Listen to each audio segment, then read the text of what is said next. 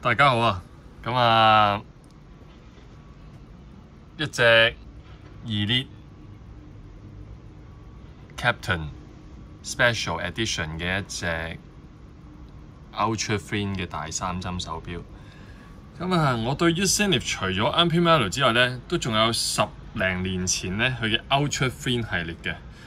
咁啊，佢呢個 Elite 機芯咧，大約係應該係巴數咧。咁啊，1994年咧就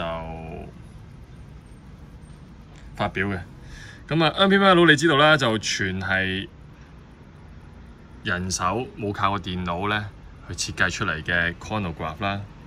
咁啊，但係咧去到90年代咧 Zenith 咧就用電腦設計一個咧攞咗獎嘅大三針或者小三針機芯。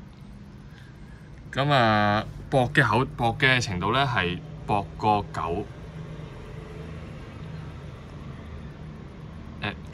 即係9mm 啦，應該叫做。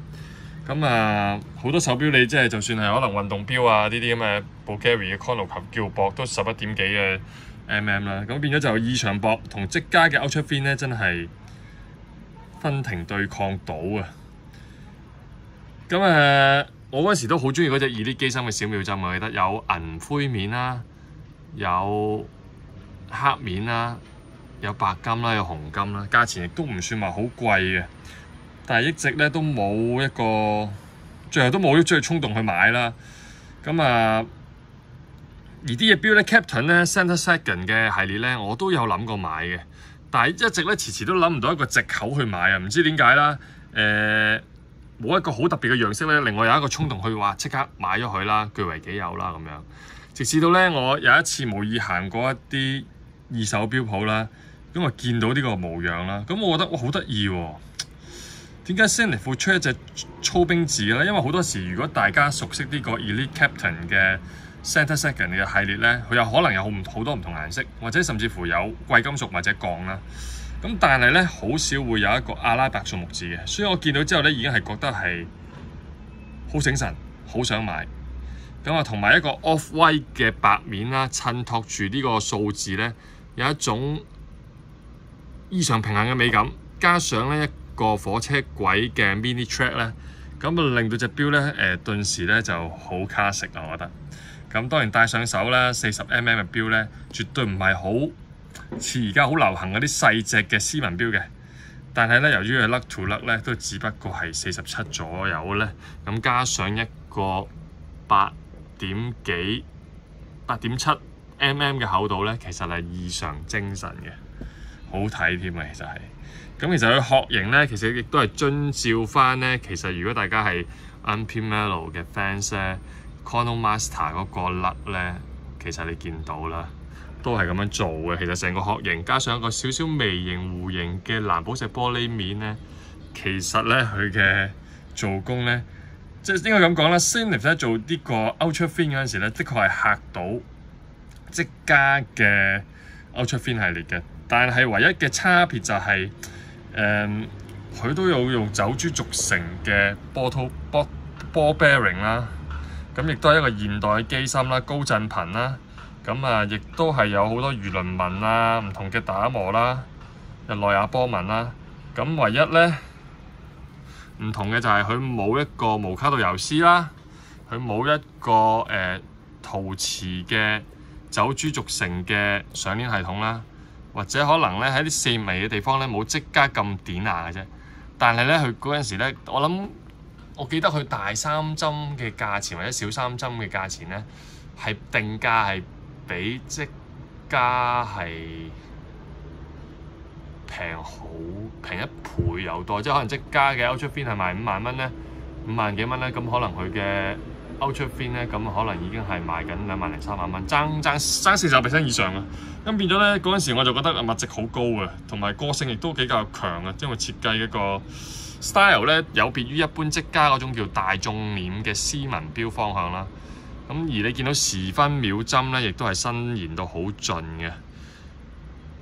咁整體設計，如果你話唯一嘅短板啊、缺陷咧，就係個日曆咧，如果係剔除埋咧，咁啲錶咧可能近乎完美。但係作為一隻日用錶，咁啊有個日曆咧，加上如果大家玩 Zenith 都知啦，呢個 Captain 嘅機芯咧個日曆可以前後褪嘅，咁我覺得亦都係異常方便啦。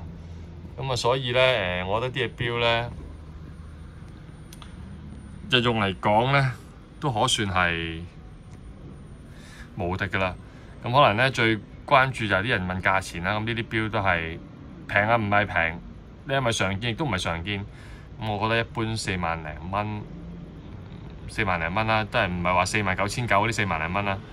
我諗4萬3、4樓下都係絕對係值得入手嘅。咁市面上多唔多咧？我唔知啦，大家可能可以稍考究下啦。咁啊，但係通常我覺得呢啲咁嘅罕有嘅美品咧，見到嘅時候咧，都係我覺得咧就唔係好錯過嘅。係啊，咁啊，今日講到就係呢度啦。咁啊，呢個 Zenith 嘅。我可唔可以叫 Ultra Thin 系列咧？都可以係嘅，不過佢叫 Captain 啦、Elite 啦，咁啊一個大秒針啦，40mm 嘅外殼啦，紅金嘅40mm 大小紅金嘅外殼啦，咁啊好靚嘅粗拼字啦，咁啊大3點日曆啊！而家除咗頭先我講嘅日曆咧，可能有少少咧令佢未能夠十全十美啊！咁我亦都覺得咧 automatic 嗰個字嗰個字體咧。可以再優化啲，或者甚至乎咧將佢拆除咧，咁就真係完美至極啦。咁啊，今日講到就係咁多啦。咁啊，老實講啦，佢嘅整體質素咧，雖然未去到 Grand Seiko 啦，但係如果 Grand Seiko 去到咁嘅厚薄，又做翻啲咁嘅字款咧，咁我相信咧價錢咧會係啲嘅錶嘅1倍啊。無論係個 size 做翻40mm 又好，或者佢嘅質素厚薄都做翻呢個質素都好咧。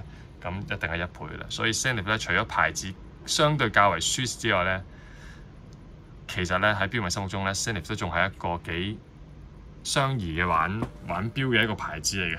同埋不得不讚咧就係 Zenith 咧嗰個皮帶咧好正啊！無論以前到而家都係咧，佢好興咧前邊就係鱷魚皮啦，咁底咧就係一個 rubber 嘅拉鏈嘅。咁變咗咧，就算夏天戴啲咁嘅皮帶錶咧，你完全唔會覺得黐手嘅，唔會覺得好鬼死立啊、好焗啊咁樣。咁亦都損耗上咧，比起全皮兩面都係皮咧，咁啊為之係正得多啊。咁啊，今日講到呢度先啦，唔講咁長氣啦。咁一隻Elite 40mm嘅紅金罕有嘅 Petite Edition 版本，大家繼續享受一個悠長假期啦。拜拜。